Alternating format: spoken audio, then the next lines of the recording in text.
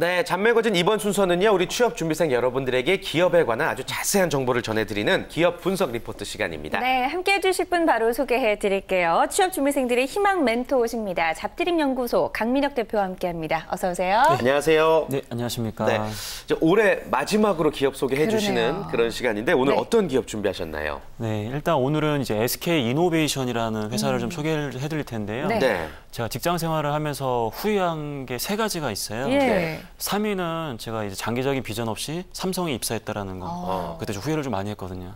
두 번째로는 왜 CJ를 퇴사했을까? 네, 그게 있고요. 첫 번째가 바로 SK 이노베이션에 합격을 했음에도 불구하고 왜 이 회사를 안 갔을까? 제 천추의 한으로 남는 기업 중에 하나일 정도로 직장인들, 우리 구직자들이 굉장히 선호하는 기업 중에 하나입니다. 아니, 취업준비생들이 들으면 정말 그러니까요. 망언이라고 할 수 있을까 싶네요. 네. 아무튼 오늘 기업에 관한 자세한 이야기를 들으면서 조금 공부를 저희도 해보도록 하겠습니다. 일단 어떻게 기업이 시작을 했는지 또 주요 사업 영역은 어떻게 되나요? 일단 1962년도에 우리나라 최초의 이제 정유사이죠. 그 대한석유공사로 시작을 좀 했었고요. 그 SK 이노베이션 하면 아무래도 여러분들이 굉장히 생소하게 느껴지는 이유가 뭐냐면 그 SK 이노베이션은 지주회사임 동시에 사업 지주회사입니다. 예를 들어가지고 여러분들이 잘 알고 있는 이제 SK 에너지죠. 여러분들 주유소 많이 보잖아요. SK 에너지와 그다음에 SK 종합화학 그리고 이제 SK 루브리컨츠 그리고 SK 인천석유화학 그리고 SK 트레이딩 인터내셔널이 이 5개 자회사를 거느린 지주회사라고 보시면 될 것 같아요. 그래서 여러분들이 굉장히 생소할 수는 있겠지만 광고에서는 또 굉장히 많이 보셨을 거예요. 맞아요, 얼마 전에. 뭐 혁신을 혁신하다, 뭐 이런 것들 등등등 해가지고 굉장히 친숙하게 여러분들이 에너지 기업으로서 인식을 하고 있는 회사입니다. 네. 그럼 구체적으로 어떤 일들을 하고 있는지 사업 영역도 조금 더 구체적으로 살펴볼까요? 예, 2008년도에 우리나라 이제 수출 품목 1위가 혹시 어떤 건지 2008년이요? 예. 6년 전에? 반도체? 대부분 이제 반도체가 거의 10년 동안 1위를 했었는데 그 해에는 이제 말 그대로 석유, 화학 제품이 우리나라 수출 1위 품목이었습니다. 항상 매년 이제 5위권 안에 드는 것 중에 하나가 바로 이러한 석유, 화학 제품인데요. 우리나라는 이제 석유 한 방울도 안 나는 자원이 없는 나라 이렇게 해서 굉장히 한탄을 많이 하지 않습니까?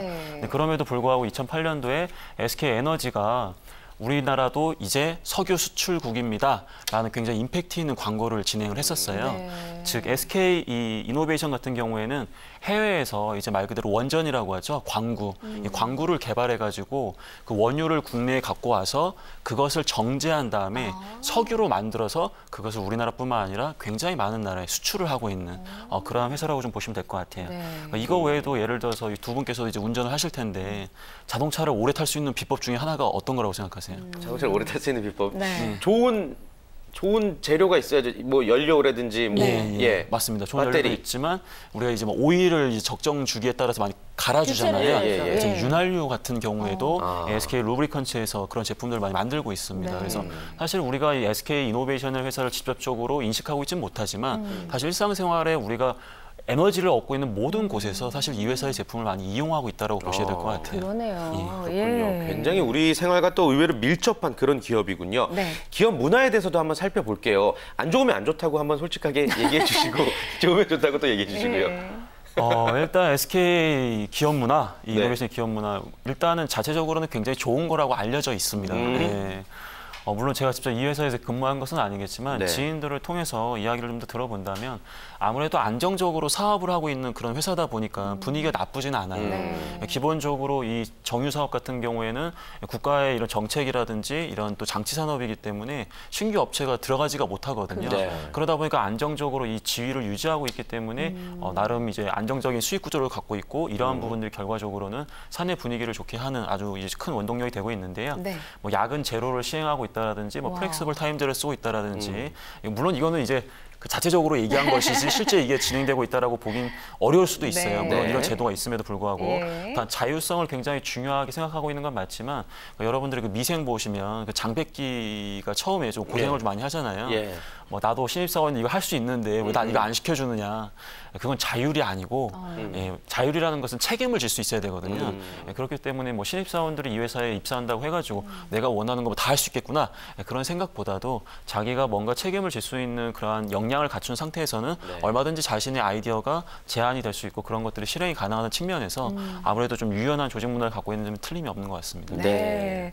자, 그렇다면 어떤 직무에서 신입사원들을 채용하고 있는지도 좀 알려주시죠. 회사마다 이제 어떻게 보면 이제 제조와 그다음에 뭐 경영 지원, 영업 이 세 가지 직무가 크게 있을 텐데요. 이 회사 같은 경우에 일단 연구개발 직무가 있고요. 그다음에 엔지니어 그리고 비즈니스 직군은 뭐냐면 실질적으로 이제 영업 마케팅하는 직군이라고 보시면 될 것 같아요.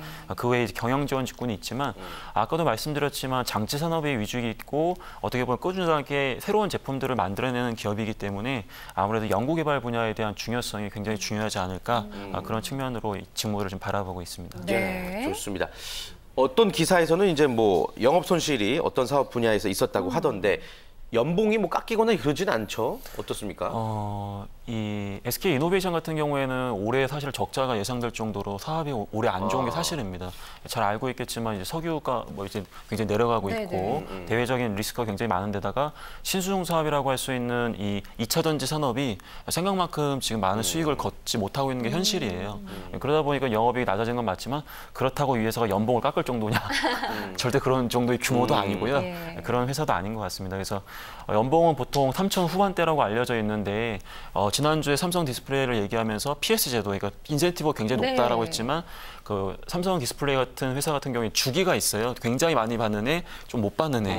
근데 SK 이노베이션 같은 경우에 안정적으로 수익을 낼 수 있기 때문에 기본적으로 이 PS나 이제 인센티브 제도, 인센티브가 굉장히 안정적으로 많이 나와요. 네, 그러다 보니까 눈에 보이는 이 연봉도 있지만 그 후에 부가적으로 발생되는 변동급의 비율이 굉장히 높기 때문에 돈 걱정은 안 하셔도 될 것 같습니다. 그래서 후회하시는 것도 약간 있으신가요? 네, 항상 이제 SK 주유소를 볼 때마다 마음이 좀 쓰릴 때가 있습니다.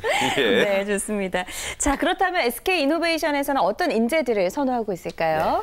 SK 이노베이션은 어떻게 보면 에너지 기업이기 때문에 딱딱하게 느낄 수 있는데요. 오히려 그러다 보니까 사람에 대한 믿음과 사랑이라는 걸 굉장히 많이 강조해요.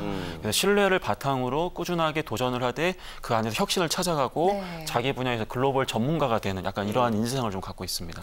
좋습니다.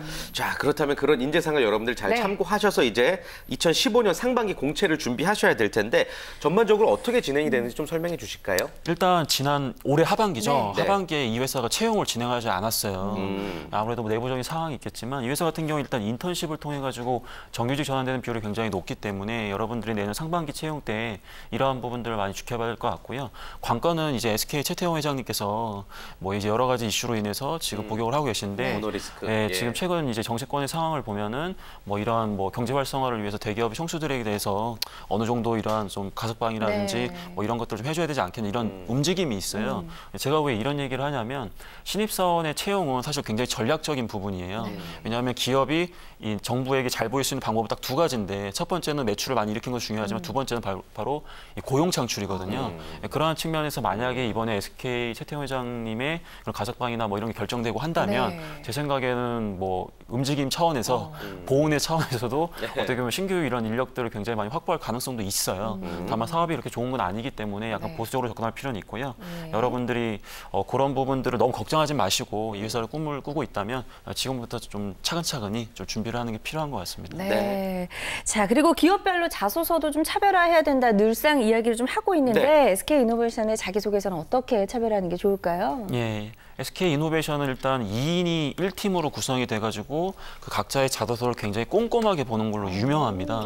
그렇기 때문에 이 회사의 자소서 굉장히 중요합니다. 그다음에 SK 논문이라고 불릴 정도로 SK 5개 항목이 있는데요. 각 항목당 1000자이기 때문에 5000자를 작성하셔야 돼요. 기네요. 그렇기 때문에 굉장히 어려운 축에 속합니다. 1번이 이제 가장 어려웠던 경험이고요.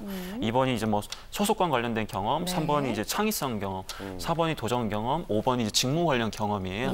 앞에 있는 네 가지는 아까 얘기했던 신뢰를 바탕으로 혁신과 도전을 추구하고 있는 인재상을 보유하고 있는 지원자인지를 평가하는 것이고요. 5번에 이제 우리 희망 직무와 그걸 위해서 노력한 게 무엇이냐를 묻는 것은 특히 이제 연구개발 분야 같은 경우에는 석사, 박사생들을 채용하는 경우가 많이 있기 때문에 그런 논문과 관련된 그런 전문성을 좀 보여줄 필요가 있고요. 나머지 직무 같은 경우에도 기본적으로 직무 관련해서 꾸준하게 노력했던 부분을 중점적으로 기술하시면 충분히 좋은 결과 얻으실 수 있으실 겁니다. 네, 좋습니다. 자소서가 유독 좀 까다로운 만큼 더 많은 준비에 시간을 기울이셔야 될 것 같습니다. 자, 끝으로 SK 이노베이션 지원하시는 분들에게 또 이것만큼은 좀 중요히 해라 한 말씀 전해주시죠. 넘사벽에 가까운 기업입니다.